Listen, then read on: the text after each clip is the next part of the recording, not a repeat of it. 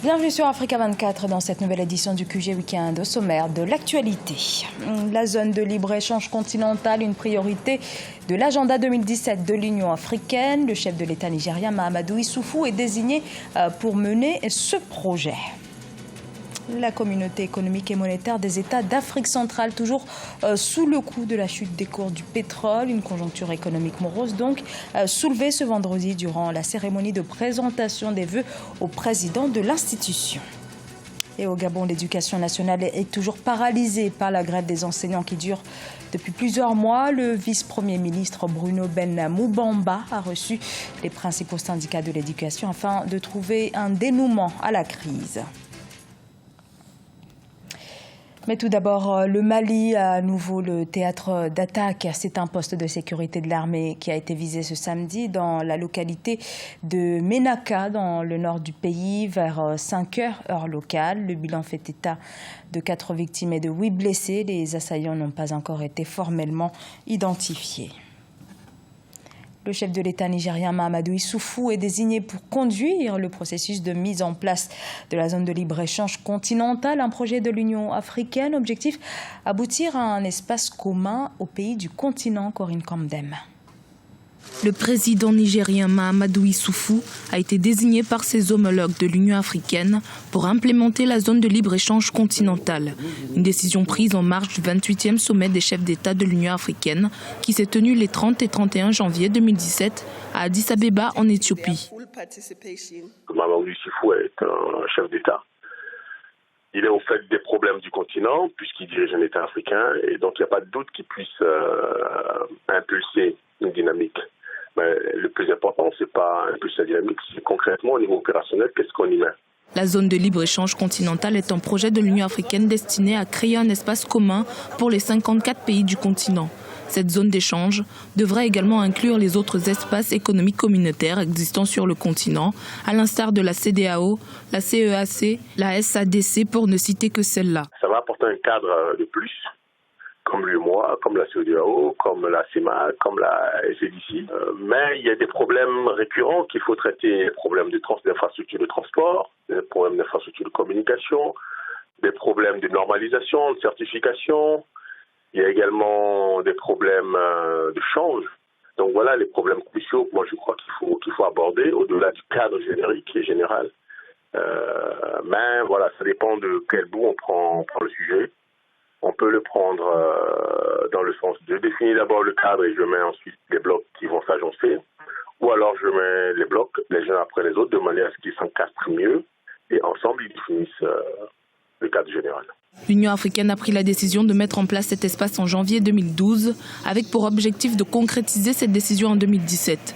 Un rapport de la mission du chef de l'État nigérien Mahamadou Issoufou est attendu en juin 2017 lors du 29e sommet des chefs de l'État de l'Union africaine. La communauté économique et monétaire des États d'Afrique centrale traverse une phase de turbulence avec un taux d'inflation supérieur à la limite communautaire de 3%. Les défis sont donc nombreux pour les prochains mois. Des défis réaffirmés ce vendredi à l'occasion de la traditionnelle présentation des vœux au président de l'Organisation d'Afrique centrale. Reportage Léopoldo Nmbanzoué. C'est ici à Bané, à quelques kilomètres de Malabo, que les membres de la commission de la communauté économique et monétaire de l'Afrique centrale se sont rencontrés pour relancer la traditionnelle cérémonie de présentation de vœux au président en exercice de la CEMAC. Après 3 ans de paralysie en raison des événements sociopolitiques qui ont entraîné une instabilité en République centrafricaine, la communauté a réaffirmé, entre autres objectifs, son engagement pour l'année 2017 de renforcer l'intégration économique de la sous-région. Quand on a été sans domicile fixe, sans domicile fixe pendant 3 ans. Et quand on retrouve un domicile, ça peut être que du bonheur. Donc nous sommes très heureux d'être maintenant stabilisés ici à Malabo.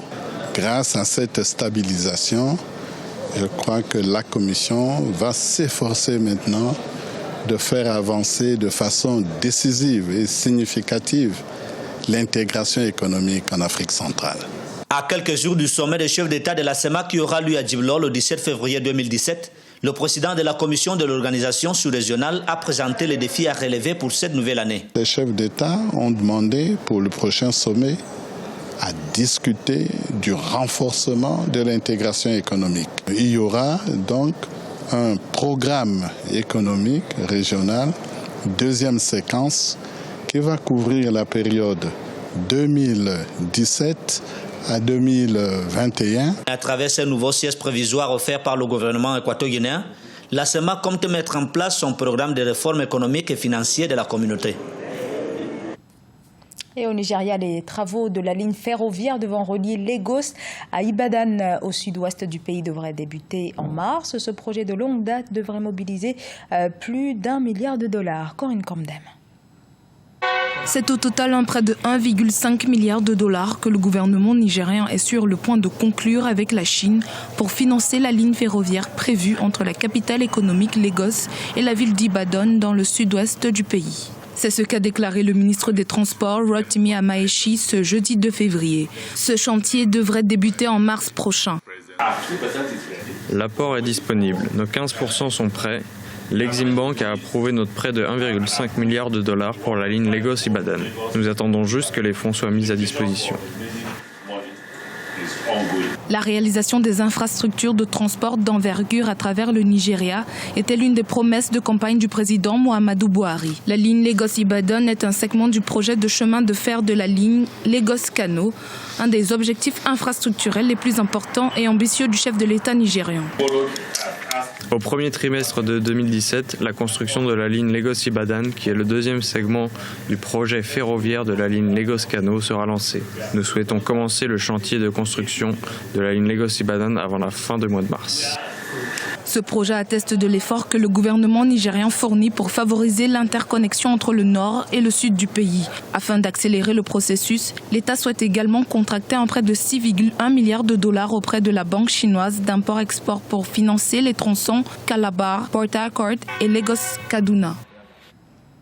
Le vice-premier ministre gabonais Bruno Ben Moubamba a reçu ce jeudi 2 février les principaux syndicats de l'éducation. Objectif, trouver une issue à la crise qui secoue actuellement le secteur. Reportage de notre correspondant Douglas Ntoutoum. Pour tenter de mettre un terme à la grève qui secoue le secteur de l'éducation gabonaise, le ministre de tutelle, Florentin Moussavou, a adressé une note circulaire dans laquelle il menace de radier les enseignants grévistes absents des salles de classe. Une approche à laquelle s'est opposé le vice-premier ministre en charge de l'urbanisme, Bruno Ben Moubamba, qui a rencontré les syndicats de l'éducation nationale jeudi à Libreville.